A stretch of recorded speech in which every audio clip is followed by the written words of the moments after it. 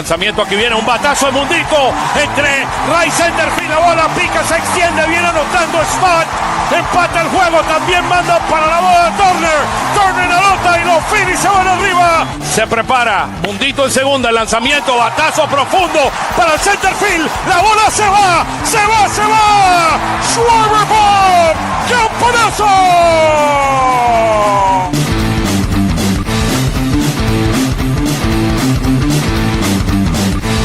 Aquí viene el lanzamiento, swing y lo ponchó. Ponche de Alvarado, amigos.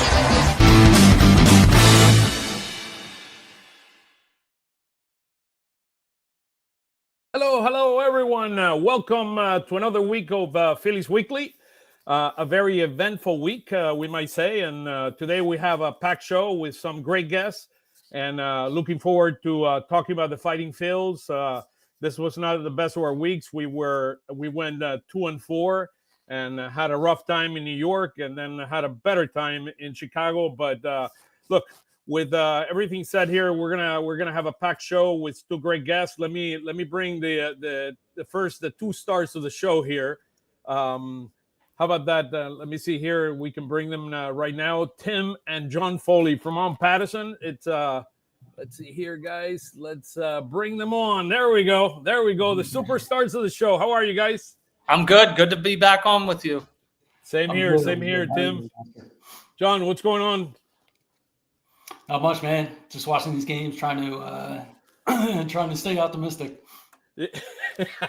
Come on. We got to be optimistic, Zay. We got an interesting record. We're still on the plus side, 15-13. So as long as we're about 500 in the beginning of the year, I think we'll be in good shape. So look, bottom line, week 5 was not a pretty week, 2-4. We went 15-13. We're now 15-13. We're right now at home 9-4, away 6-9, and we are 4 games right now, but we're going to be 4.5 games after the Mets are like beating. I mean, they have a massive beating over the Nationals right now. I think they have 19 runs on them so far. So it's going to be 4.5 games starting Monday, starting Tuesday when we start play.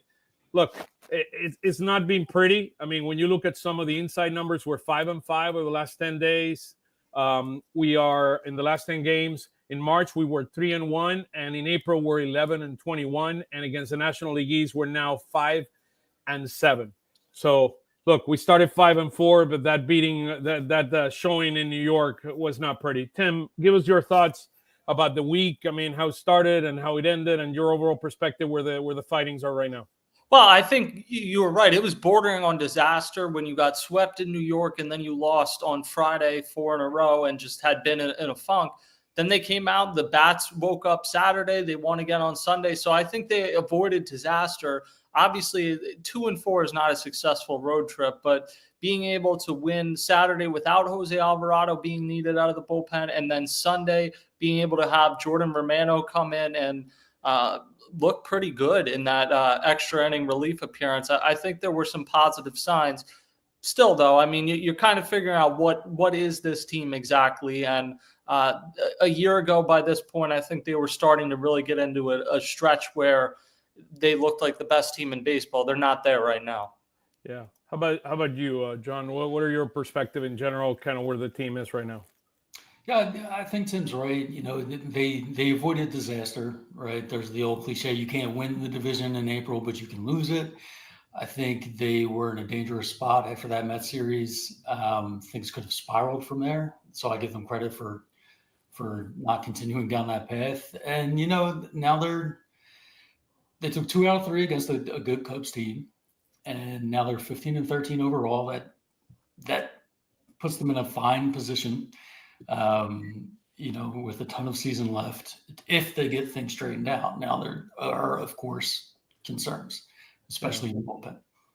Yeah, let's talk about the concerns. I mean, when you look at the kind of the overall perspective, at a high level, we're going to go into kind of where hitting is, where our starting pitching is, and where our bullpen is.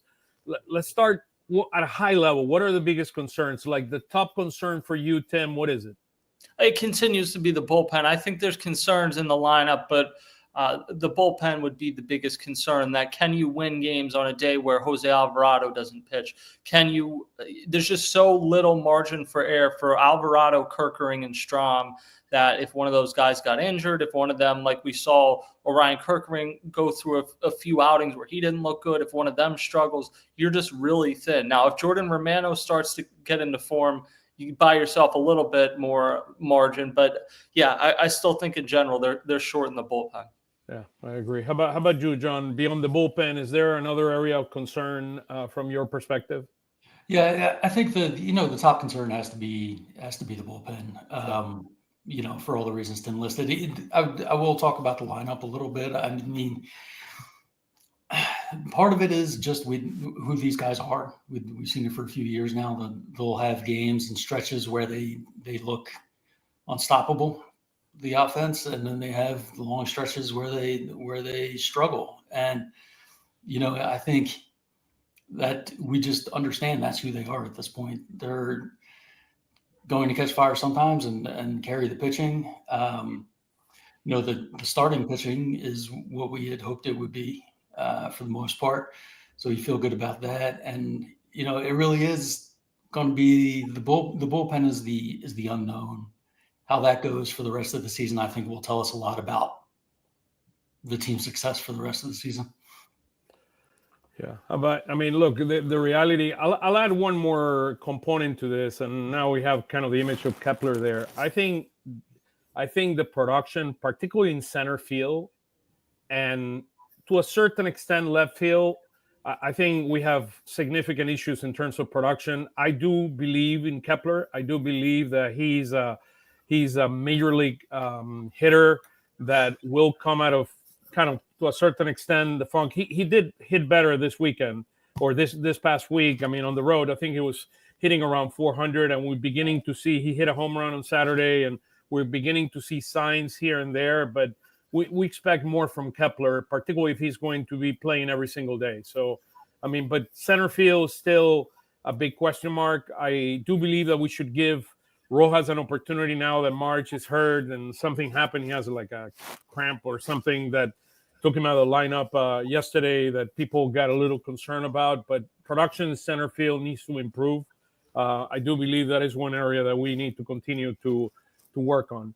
Let's start with hitting. Let's talk a little bit about our hitting, and then we'll go kind of starting pitching and then relief pitching. Here's kind of where we are in general with the stats. We're hitting 4.43 runs a game, which is 11th now in MLB. When you look at some of the stats here, look at these numbers here. I don't know if you can see them clearly. I try to put the previous week. We were 7th last week, producing 4.67 runs, 4.7 runs a game. We went down to 4.4, and the Mets series we only score 8 runs in total, which was, really, extremely bad. And then when you look at our hitting on the road, when you look at some of the numbers here, they are very, very concerning. Look at that. Harper 2 for 23, Schwarber 3 from 21, Castellanos 5 for 24, and Turner was 3 for 21, but he got 3 hits yesterday. So he basically got 3 hits yesterday, and that raised the average from about 120 to 174. These are the guys that are getting the money for the team, where the expectations are extremely high. Look at our power numbers. Look where the team is ranked right now in home runs. 22 home runs, only 25. We're 25th in Major League Baseball. OPS, we're kind of middle of the pack, as well as the percentage of strikeouts. I think we've improved from where we were last year at 21.2, kind of where that's average in MLB. We were 1 in walks. Now we're number 3. And then those are runners left in a scoring position. We kept it. We're 27th in MLB. So, look, it's this. We're not slugging yet. How Topper likes to say it. I don't think this team is slugging yet. Do the history of these guys show that we're going to be able to slug probably in the summer? Probably the answer is yes. But I don't know. Give me your thoughts in general about our hitting. Well, I would say the Mets series was just downright bad. The Cubs series was not ideal weather to hit in. And some people might scoff at that. That's the reality. Wrigley Field has this perception from some people because they watched one game where Sammy Sosa hit a bunch of home runs or something that it's a hitter's park. It's not. I think it's ranked like 29th in terms of MLB park factors over the last 3 years in terms of whether it's a good place for hitters. And you saw it this weekend. Yeah, there's days where the wind's going to blow out. Those days where the wind is blowing in, though, it was pretty much impossible to hit a home run over the weekend. Now, granted, Saturday, the Phillies had a great game, but I look at the 4.43 runs per game this week, and I say there's an outlier in there. Saturday drugged that number up. Otherwise, that number, they're probably close to 30. That's our average. No, that's our average for the year. So we were seventh. Last week, we were seventh in all of MLB for the entire year. Now we're 11th. Yeah, well, and that tells you to be 11th despite having had Saturday's game. It tells you how bad the rest of the week was. I mean, to score 8 runs in the entire series against the Mets, it's brutal. The weather is going to warm up. The Phillies are they haven't gone to the West Coast yet. They haven't played. I don't believe they played indoors yet. Unless I'm missing. So like that is a real factor, but it's also a real factor. They just need more out of the big guys. Harper and Schwarber are not going to have great weeks every week. Sure. Castellanos was great, had a down week. You can live with that. Trey Turner, they need more out of offensively and defensively, and they need way more out of Alec Boehm. I know he's still digging himself out of a hole from the first couple weeks of the season. His OPS right now is 527. I mean, it is what it is. They need way more out of him. Yeah. I'll go a little big hop when it comes to the excuses about the weather. It just feels like it's something different every day. It's one day it's shadows. Okay, we couldn't hit today because of the shadows. Another day, the starting pitcher on the other team was particularly sharp. Another day, the wind's blowing in. At a certain point, these numbers, all these factors sort of average out, and you look at your rankings of where you are. This is not a team that should be, I don't care what the weather has been. I don't care how sunny or shady it's been. To be 25th in the league in home runs with some of the bats you have in this lineup is just unacceptable. So we're not producing runs. I mean, that's what you see on the right-hand side. When it counts, we're not producing. Side. That's the number that is just devastating, that the runners left in scoring position, because you do see guys getting on base. Let's talk about Citi Field. Go ahead. Finish your thought there. Who's the guy that has been their go-to hitter with runners in scoring position the last 4 years? Alec Boehm. Yeah, and Alec Boehm is not hit with runners in scoring position or with runners not in scoring position this season. Fair point. Yeah, that's a real fair point. We are 1-7 over the last 8 games in Citi Field. I think there is something going on there and beyond the park, that is the bigger outfield. There is something, and I don't know if it's. I don't think. I mean, it might be the mentality that we're bringing to the games with the Mets. I don't know what it is, but we're not showing up in Citi Field, and we need to show up. I mean, we need to show to be able to win. Yeah, they do. They do. I don't know that there's like an exact theory. They did catch the Mets when they were really hot last year in the postseason. I get that. Right now, I just think the Mets are a better team than the Phillies, but they're not so much better than what the Phillies showed during this series this week. So John's right. Things are going to even out over the course of a season, but that only goes so far. Eventually, it's just like you need to produce.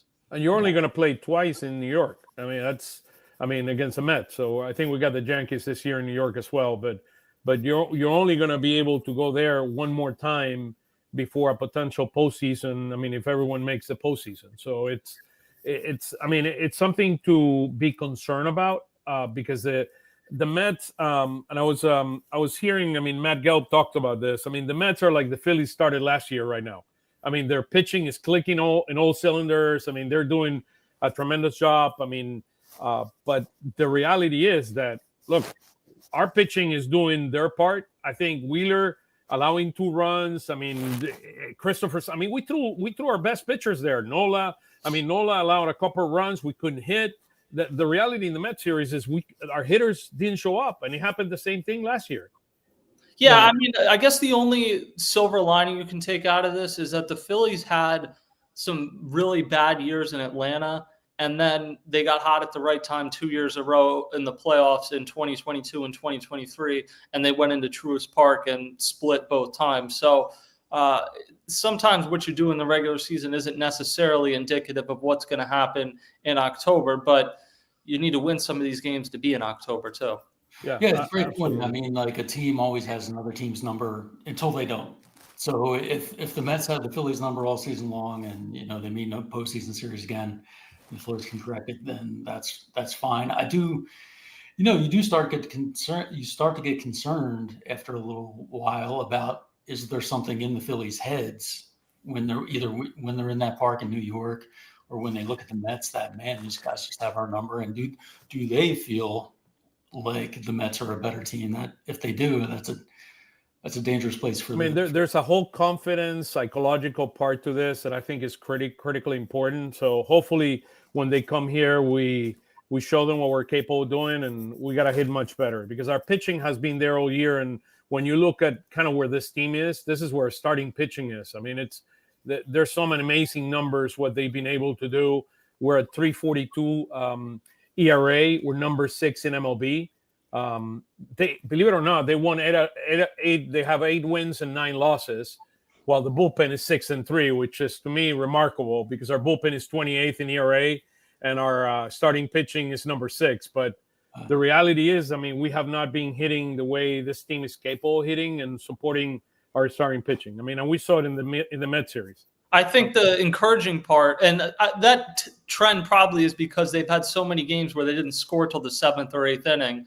So that they didn't give run support for the starters, which is kind of one of the reasons wins and losses aren't a great way to judge starting pitchers. But in terms of the starting staff as a whole, they've been 6, and I think they have a chance to get better. Like, the Mariners just lost Logan Gilbert for maybe the season, but certainly a long time. Like, that's one of the better staffs.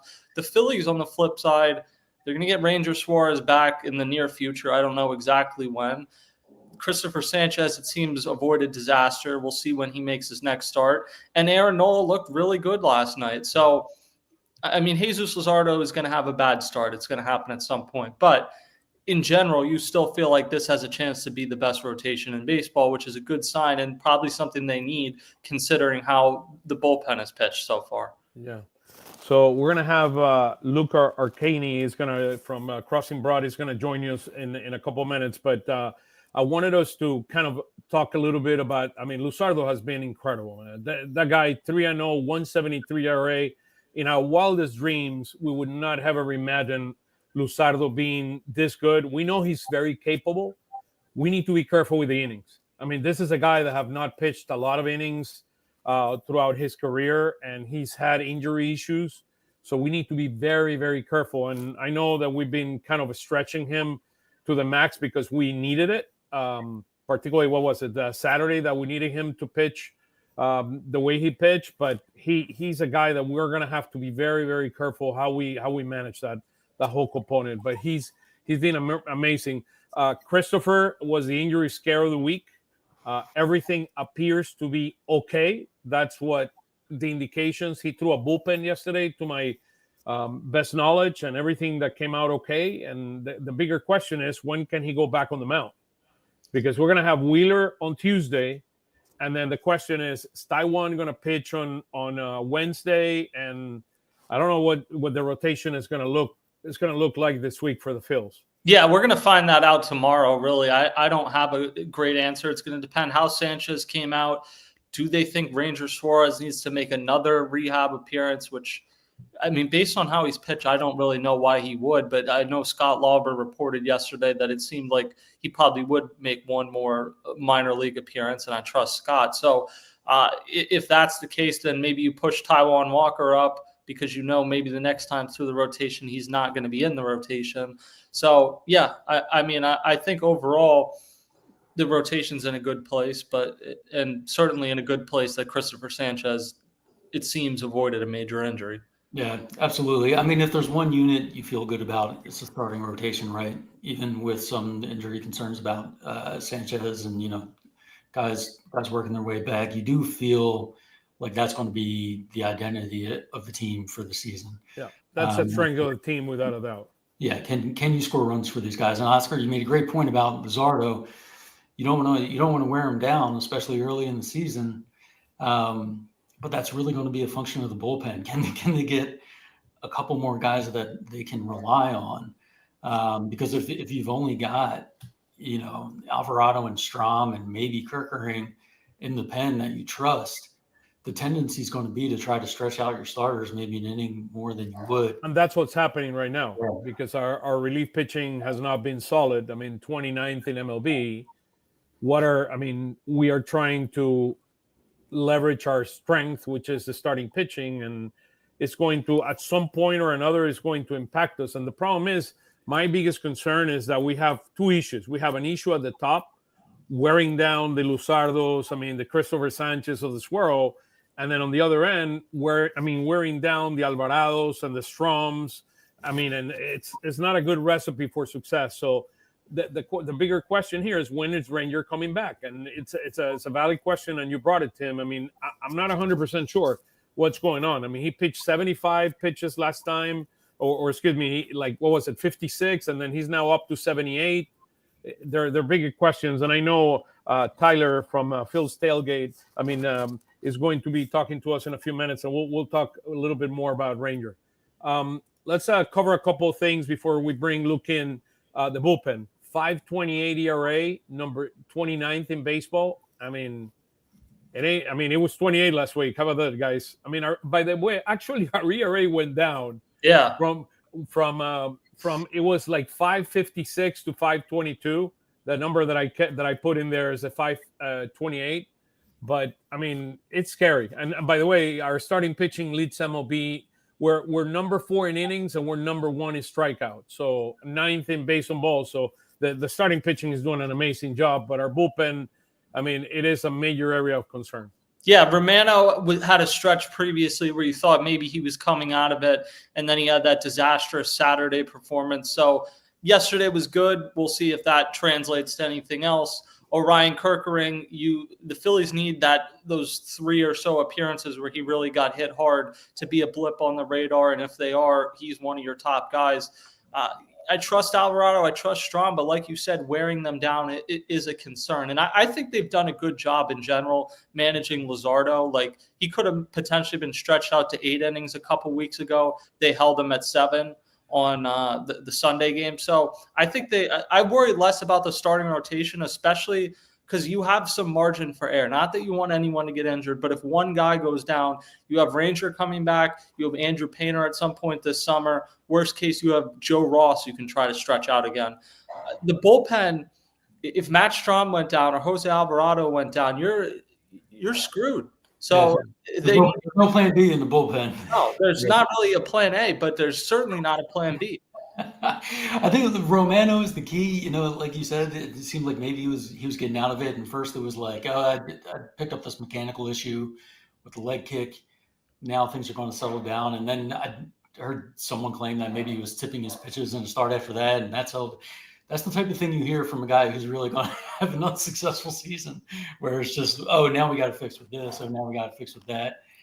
But this is a known risk that they took. This is the gamble that they made in terms of going with this bullpen, sort of really rolling the dice on Romano coming back and being healthy and effective. And it's a gamble they've lost, at least for now. Hopefully, yeah, that's the thing. We talk about there is risk in giving Jeff Hoffman a 3-year deal, but you have to consider what the alternative is, and that's going out Romano. And I get why he was an interesting bounce back candidate. If he was going to be like your number 3 reliever, right-handed reliever, that's great.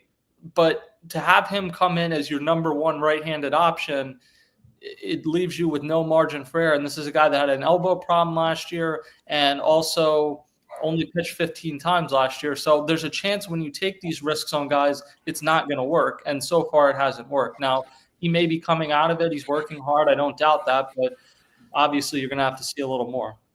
Luke, how are you, man? I'm good. How are you guys? It's great to have you here. How's it going? Yeah, absolutely. Nice to talk. You didn't go to the White House?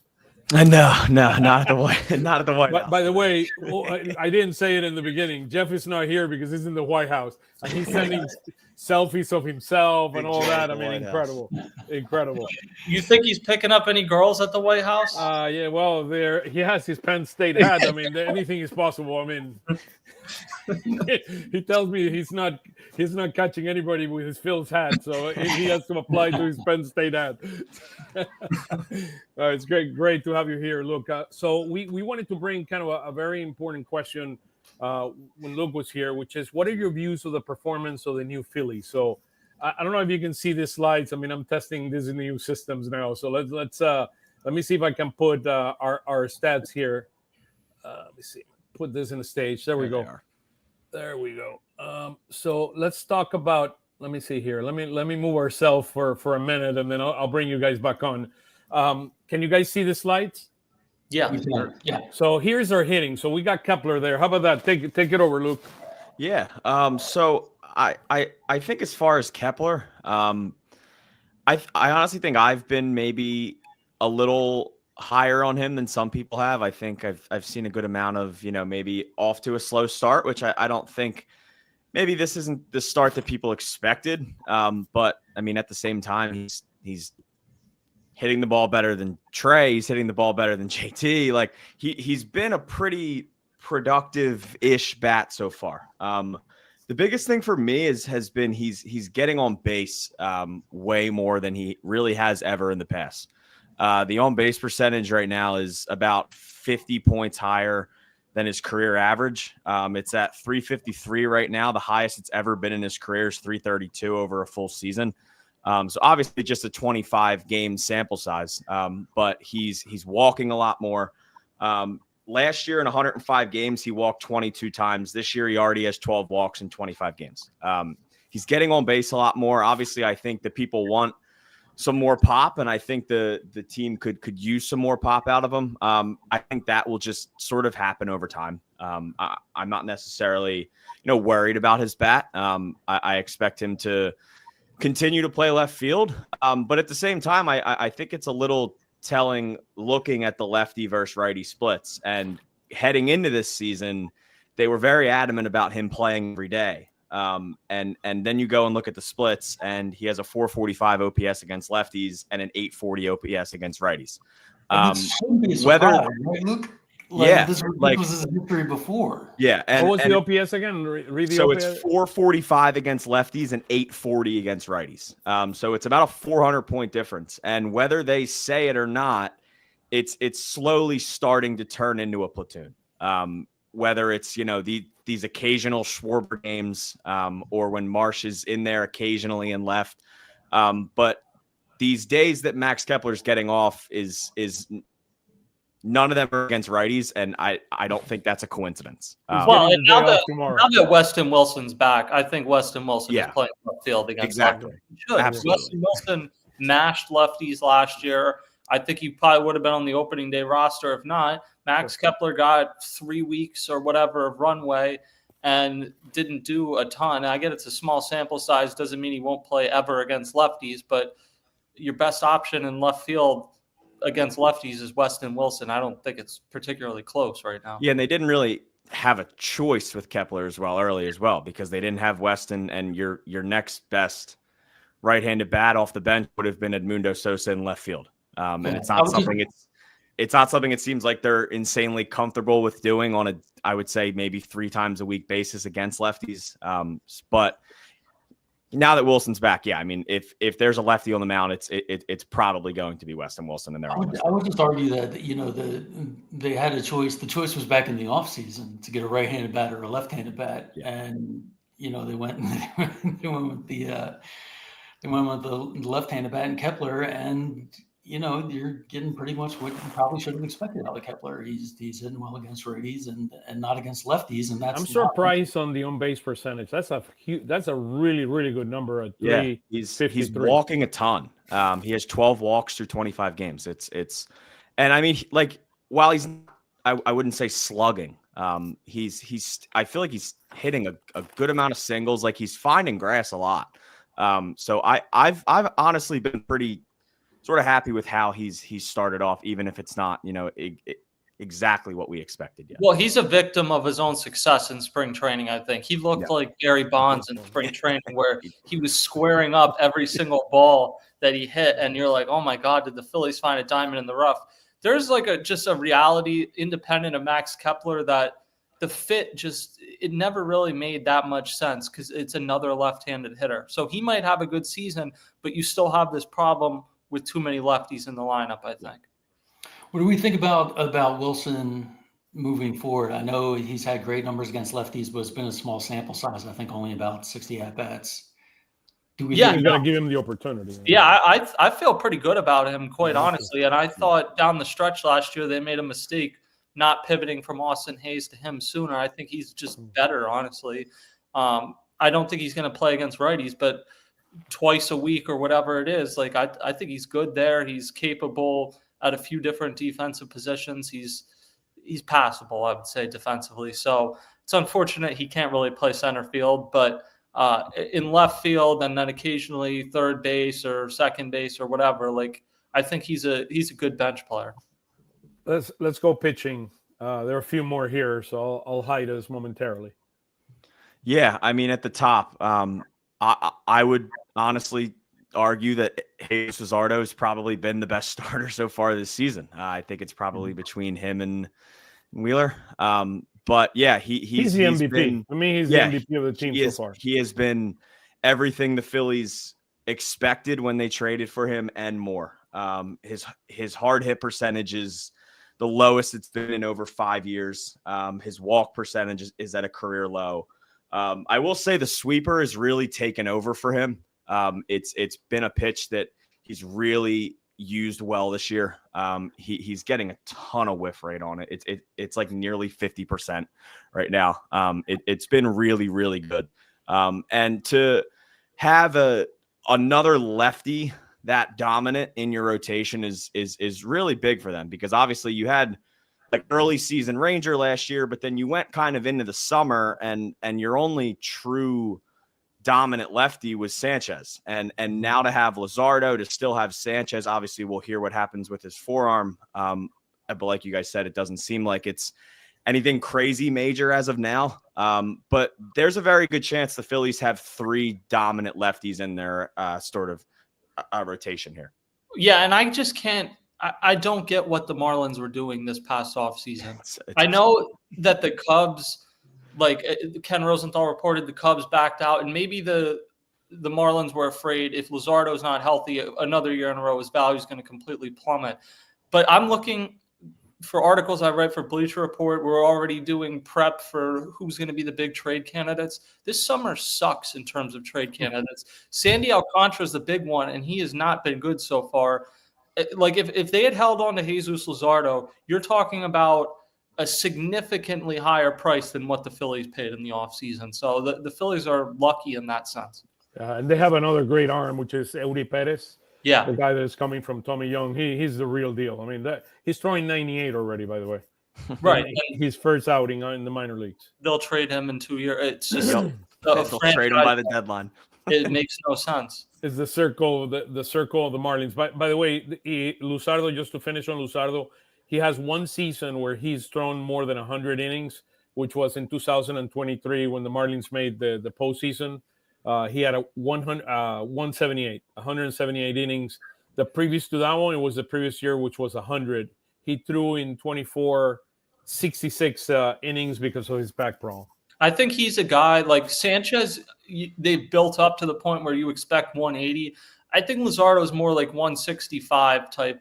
He's not a workhorse necessarily. There'll be games where he goes 7 innings, but in general, I think of him as more of a 5 or 6 inning guy, and that's fine. Okay, let's go to the next guy, Joe Ross. Yeah. So I will say I was kind of looking at some of his splits, and it's really kind of odd. He's always had generally like normal splits from lefties to righties. Lefties have always hit him better as a right-hander. He is the complete opposite here. Righties are hitting 342 against him with a 929 OPS, and lefties are hitting 190 against him with a 499 OPS. That sort of surprised me. I wouldn't say he's necessarily, been the guy they hoped they were getting. But at the same time, I don't really know how much they expected from a guy that wasn't necessarily either a starter or a reliever. He was just kind of used in Milwaukee wherever they needed him. So I will say he hasn't allowed his one earned run over his last 6 1/3 inning. So maybe there's something trending there. I feel like the velo's been a little more up than it was in the beginning of the season. But yeah, not a guy that at the beginning of the season I was hoping would have to take down some big innings, but that's kind of been the case so far with this bullpen.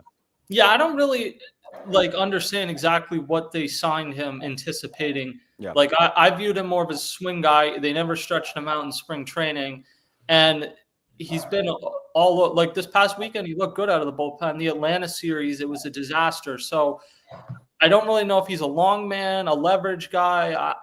The whole thing is a little bit weird to me. Yeah, to me, his inconsistency is my concern. I mean, I will never forget what he gave Osuna in Atlanta. I mean, it was a ball in the middle of the plate. I mean, at I don't know, 80 miles an hour. I mean, the And guy Austin put it on another Riley. planet. Yeah, and Austin Riley, absolutely. Yeah, he. I mean, he's looked very inconsistent. That's the way I look at it. I think he has talent. I think I give him praises for what he did. I mean, after Christopher Sanchez got hurt, that he came in for him in New York. I mean, I give him a lot of praises. He threw three gutsy innings there, but I mean, we just need more consistency out of him. I think that's more what his value is pitching like Long. a starter or a long man, as opposed to being a guy that comes in the 8th or 9th inning. Yeah, And that is we the saw challenge. it the other day in Chicago too. I mean, they used him for 3 innings, and he actually looked probably the best he's probably looked all season. Yeah, because he's a starting pitcher. Like, Yeah. And that is my concern. Once Ranger comes back, you're going to have 2 lone pitchers, 2 lone relievers in Taiwan and Joe Ross, and that is, to me, is a little bit of concern. well, that's maybe a way that you can manage. Like, I think when Ranger comes back, he's going 4 or 5 innings, which is one of the reasons I don't understand why he needs to be stretched out to 90 pitches at the minor league level. Because when he comes back, I think he's going to make 4 or 5 innings a start early on. So, and Taijuan Walker will probably almost piggyback with him. So I think that's what it'll be in the short term. I agree. As Taijuan Walker's had a nice season so far, I don't really know what his value out of the bullpen is necessarily. Can I give you a concern, Tim, that I've seen? I've seen his fastball decrease his velocity over the last 2 starts. I mean, he was throwing 93 in the first couple of starts, and I'm seeing him now at 90, 91. And look, he threw 3 innings, and I know it was windy, 3 innings, 86 pitches. I mean, that is only 2 runs, which was amazing to me. Yeah, I mean, that first inning, though, he got screwed by like every which way. I'm trying to remember there was a play where the ball dropped in barely into left field and hopped into the stands. There were multiple. Max Kepler didn't get a good read on one. Yeah. Was there a Trey Turner mistake in there? I believe there was an error in that inning too. Right. I think it was a throwdown from JT.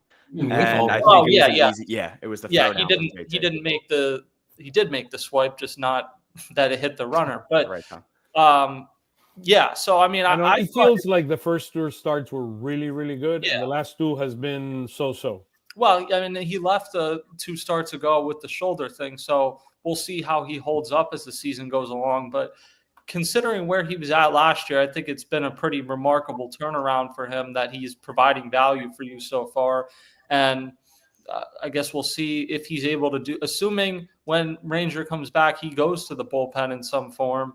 We'll see what value he has. Let's talk Romano and Hernandez. We're going to have Tyler join us momentarily. Go ahead, Luke.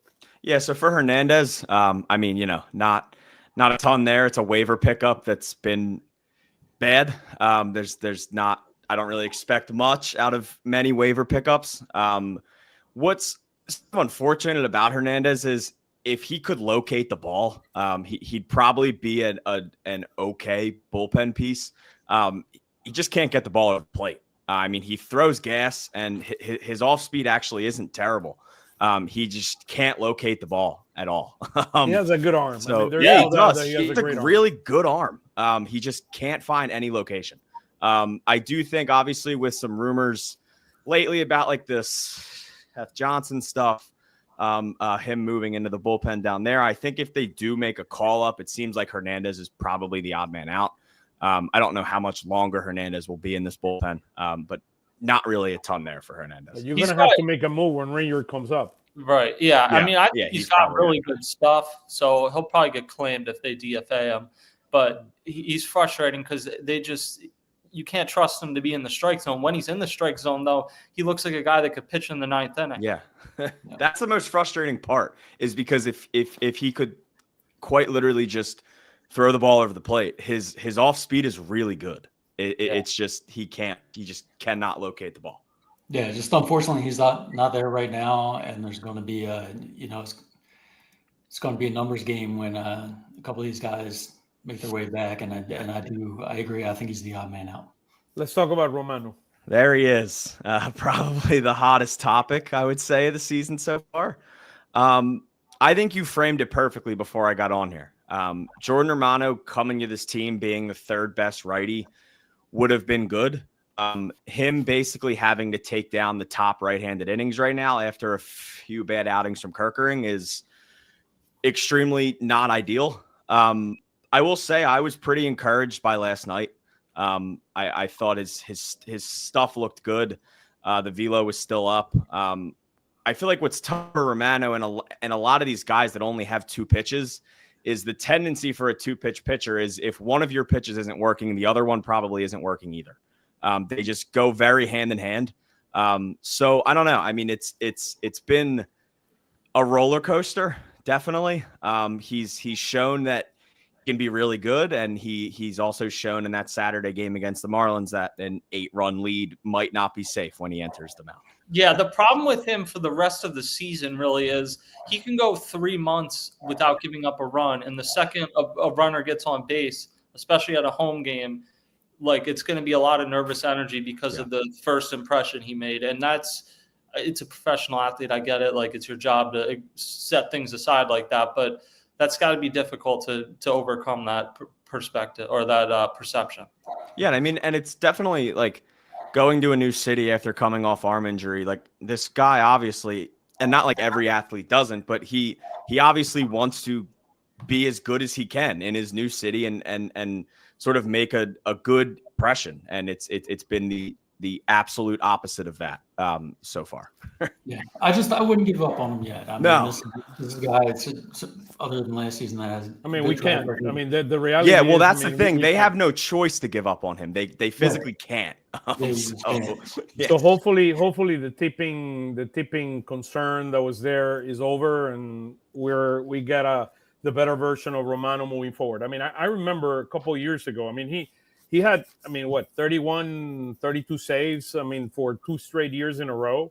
He had 95 saves between 2021 and 2023. Yeah, no, the guy has tremendous experience closing, which was the whole reason why Dave brought him on board. But the bigger question is, I remember him blowing a number of saves toward the end of a couple of years ago. So hopefully, I mean, the tipping thing was the issue that we identified. We has been corrected, and we get the best version of Romano moving forward. Hey, Luke, thank you so much, man. I truly appreciate it. Where can we follow you in social media? Yeah, so it's either Luke Arcani or Arcani Luke. They're all either first name, last name, or last name, first name. Sort of everywhere. Luke Arcani. How about that? It's out there. You'll find it if you look up. Thank you, brother. Looking forward to follow you and continue. Appreciate you. Thank you. Yes, sir. Thanks, guys. Okay, now we move from Luke, and now we have Tyler here. Let's bring him to the stage. There is the man. Tyler, how's it going? Everything's good. Thanks for doing this on Monday. The man behind Phil's tailgate. Yeah, I mean, we could do it how about that, Tim? We could do it like at 1:00 in the morning. I mean, after a Sunday night game. How about that? Well, I think we did that one year from the press box last year after a Sunday night game. And we did one from the car. You remember that? Yeah, I do.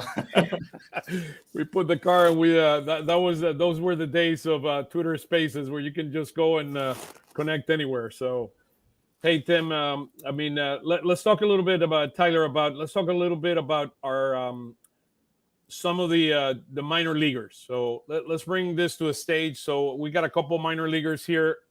Talk to us about the minor leaguers of the week, and then we can talk a little bit about what's going on with Ranger and Andrew Painter so far in the minors. Yeah, we'll start with Otto Kemp. He is our favorite man that doesn't have a position. So still playing a combination of first, second, third, and left in Lehigh Valley. This past week, he had a 4 hit by pitch game, which was the first time that's ever happened for the Iron Pigs. It's never happened with the Phillies. Chase Utley had 3 once, but that was it. But he just keeps hitting. I think the biggest problem though is he has very limited experience in the outfield, and when he plays the infield, he's not that great at it. But he's an interesting option, and all he does is hit in AAA. So it's been pretty impressive so far with Kemp. He's not a great defender. I mean, he has. I was talking to Steve Porter, and he mentioned in terms of he's been working very hard at his defense, trying to improve it. He's a third baseman. He can play left field. He can play first base, maybe potentially right, but he's not going to be your best defender out there. But the guy he can hit. I mean, there's no doubt about that, and we've been seeing that since last year. Yeah, I think the biggest thing that I've noticed just from looking at defensive highlights from him is he seems to be very slow getting the ball once it gets hit. Like, he just seems very delayed. And I really think that that's the biggest issue, because he can definitely make some plays out there, but his reaction time just isn't that good. There is always an opportunity for a guy that have a big bat to make it to Major League. So that, without a doubt, let's talk about Mick Abel. Yeah, and Mick Abel's been looking a lot better, really ever since that one blow-up start that he had in spring training against the Red Sox. But the biggest thing with him is he's keeping his velocity high throughout the games, too. I mean, even in the 6th inning of the game that he pitched last week, you can see his stats right there. He went 7 innings. He was still throwing 96, 97 into the 6th inning there. So it's been very encouraging to see. I know that there's been some talk about moving different starters to the bullpen. And, with Abel, I think just keeping him in the rotation, keeping him getting consistent starts, just seeing how he does and getting him more comfortable is still good for him. I believe he's 23 still. So there's still a lot there. Hopefully he's just consistent with it. And when he eventually gets the call up, I think it'll be better if they just leave him in the rotation for now. And if he struggles, then you can move him to the bullpen. But I think you just got to keep going with him the way he is right now in AAA. I think the stat that impresses me the most is the 28 innings, 11 base on balls. I mean, he had major issues with his control last year. So that shows a significant improvement versus where he was. If he keeps pitching like this, I think this is the year where you sell high potentially, because he doesn't really have a path to the rotation with the Phillies. You're not sure even if he's going to be good necessarily. So if he's pitching like this, and I'm not saying he would headline a trade, but if he's like the number 2 guy in a trade, I think that's the most likely thing with him at this point. I don't see a huge path. And Otto Kemp might be the same deal, where these guys will make the majors, but it won't necessarily be with the Phillies. Look, I think Kemp is a bat that could come up with an injury. I mean, and you give him a try, you bring. I mean, that 1.072 OPS. I mean, it's eye popping. And then we know the talent. We got Mick Abel out of high school. Not everyone is going to pan out. Look, let's give him some time and let's see where we end up. 2 more pitchers in the minors to pay attention to. Talking to Steve Porter, that he mentioned kind of highlights. Casey Stewart, he pitched 6 scoreless innings in Jersey Shore. And then the other guy, there's a very, very young guy. His last name is Pacheco. He's originally from Venezuela. He's in the development league, and the kid apparently he throws like in the high 90s and has tremendous potential. So Brad Pacheco is his name, and he's 19 years old. So it's a name. It's in the FCL Phillies kind of minor league system. So it's somebody to pay attention to down the road. So those are a couple of names out there that we throw. Now, kind of the bigger question, Tyler, I mean, which is the question both about Ranger and Andrew Painter. Let's talk a little bit about both those two guys. Yeah, well, we'll start with Ranger. I mean, he continuously keeps having great minor league rehab starts. I was pretty surprised that he didn't surpass 80 pitches in his last start. I would have thought that they would have tried to push it up to at least 90, but it seems like the plan is going to be to just have him do another rehab start, which I don't necessarily know if I agree with. I feel like he's ready, but I mean, he's been doing great so far. The big issue that he had the last time was just a lot of pitches. I think it was like 78 pitches in 4 1/3 innings. But, you know, he's getting the strikeouts. It's just a lot of full counts, a lot of foul balls. But he's been impressive, you know, and I don't see any sign of any injury. So it's been Any encouraging. reason, I mean, Tim or John, from your perspective, I mean, why Ranger is not up yet?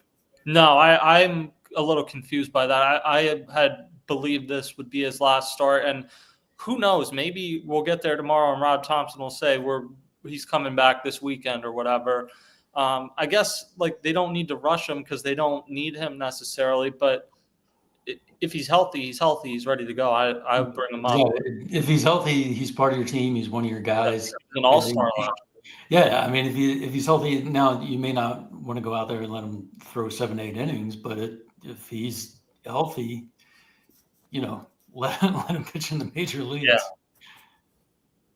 Interesting. Yeah, I mean, what's the worst that happens? Taiwan goes to the bullpen. I mean, we saw his last start, Taiwan's last start, that, you know, maybe it's not the worst thing in the world. So yeah, he might be turning back into a pumpkin. And I mean, and I'm sure Ranger wants to be back here ASAP. So, I mean, look, let's hope tomorrow Topper just tell us he's coming back and we move forward with this.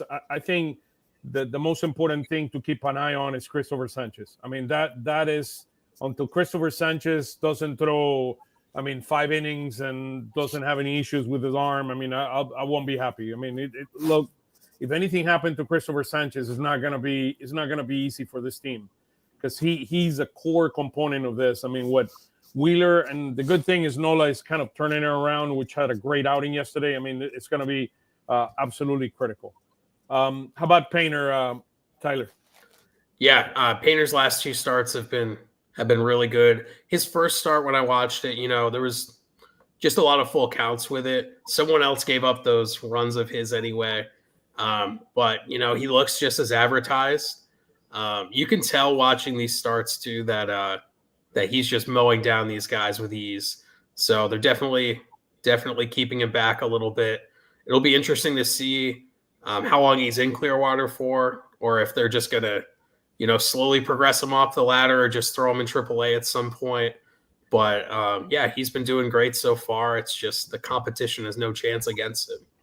Yeah, I mean, look, I mean, from your perspective, Tim and John, I mean, what's your perspective in terms of what's going to be the process for bringing him back up? I would think you're going to have him progress, that he goes to Lakewood and Reading and Lehigh Valley. So you got to be getting pretty close to the point where he goes up a level, I would think. And they don't need to rush him, but if July is still the loose target date, you're getting to the point where maybe he goes 4 innings in a start. Maybe he does it at Reading instead of Clearwater. Like, you want to see him kind of prove he's too good for competition, even in the upper levels of the minors. Yeah, I think that's right. I mean, it's probably about time for him to move up. The hitters seem overmatched at this level. You know, I haven't been as excited about a prospect like this in a long time. So health first and foremost.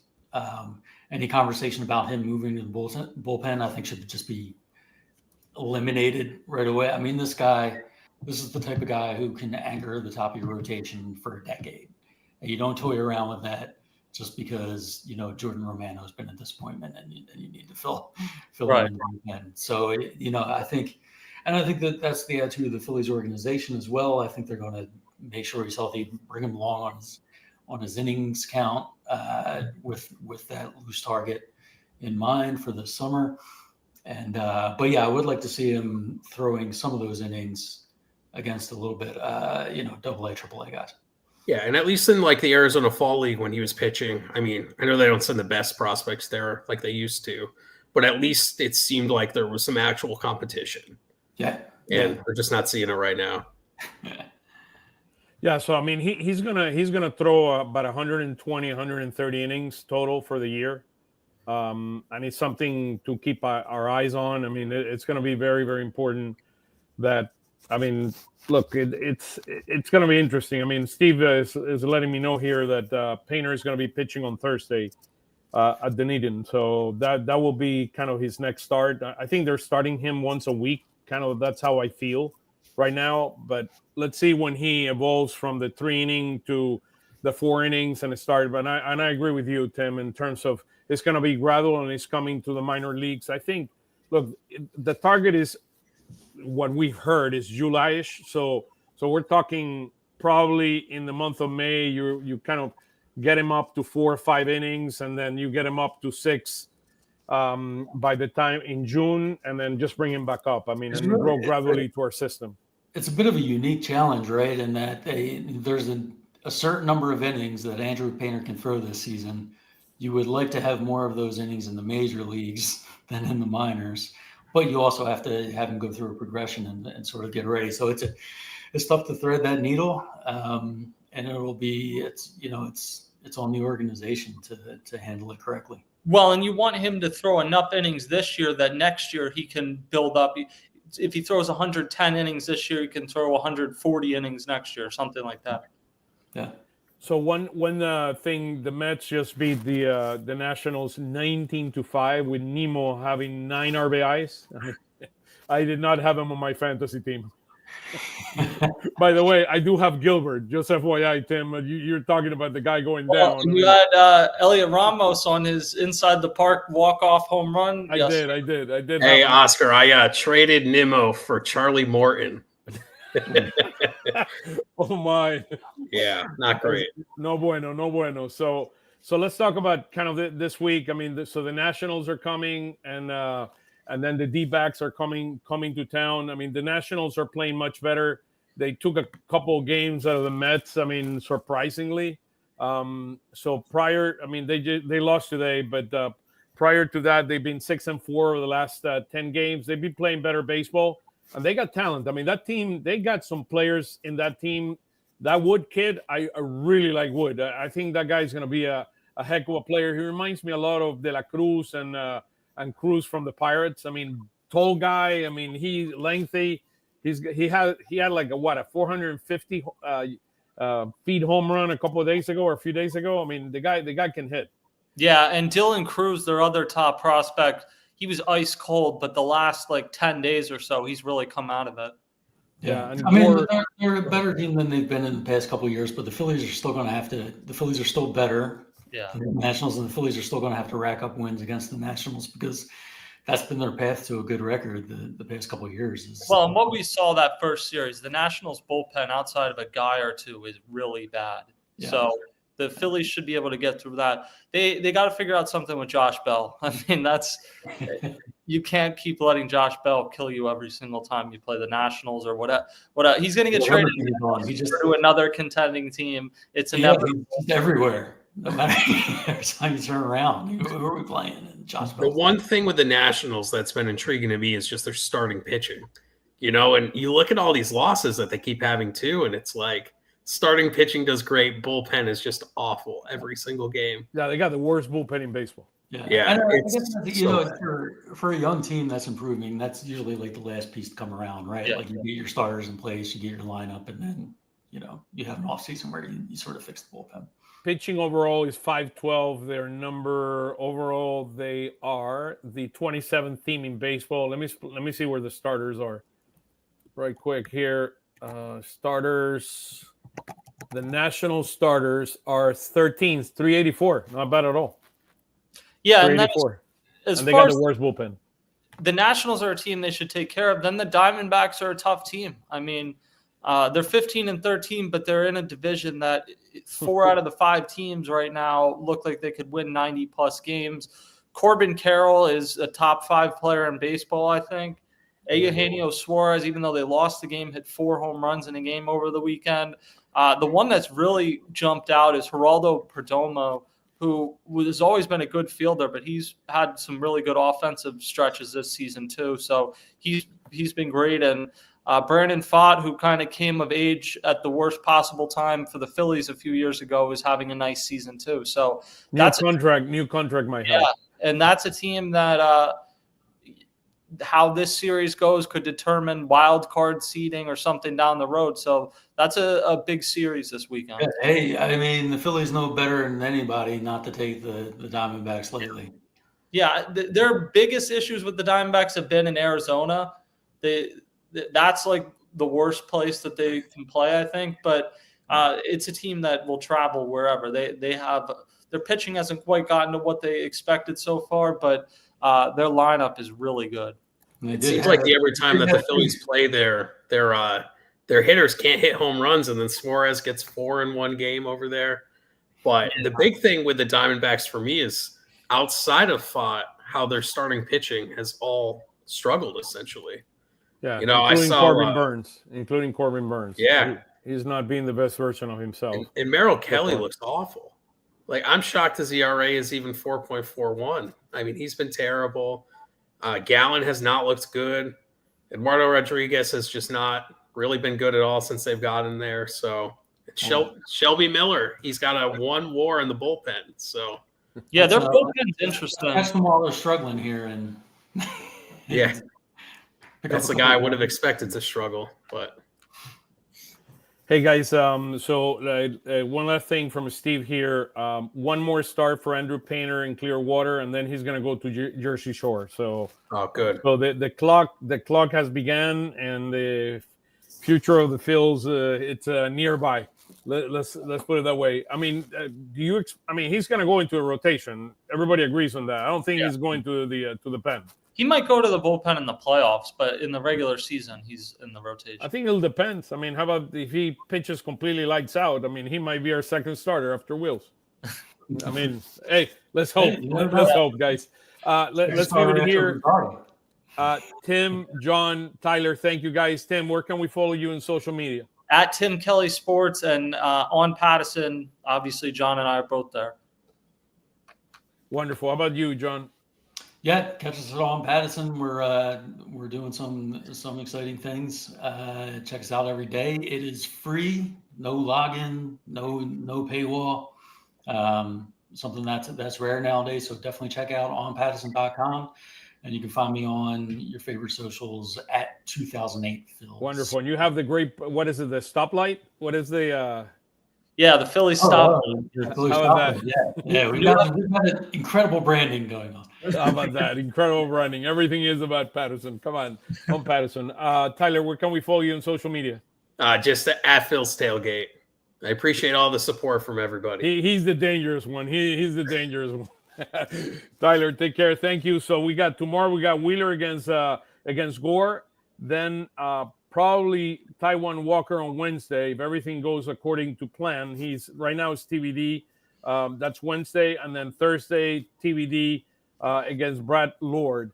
That's the pitcher for the Nats. So looking forward to a great week. Hopefully better than the 2-4 of this week. And again, cannot thank you enough, guys. Thank you for joining us, and looking forward to see everybody soon. Okay. All right. See you guys. Cheers. Go Phils. Go Phils.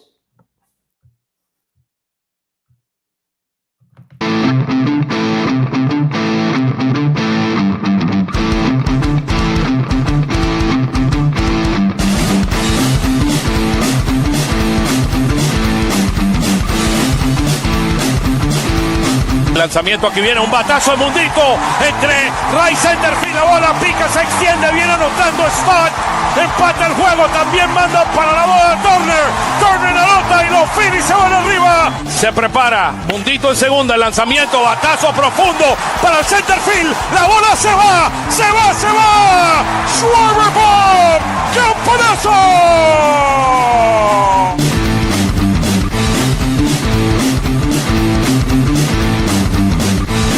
Aquí viene el lanzamiento. Swing y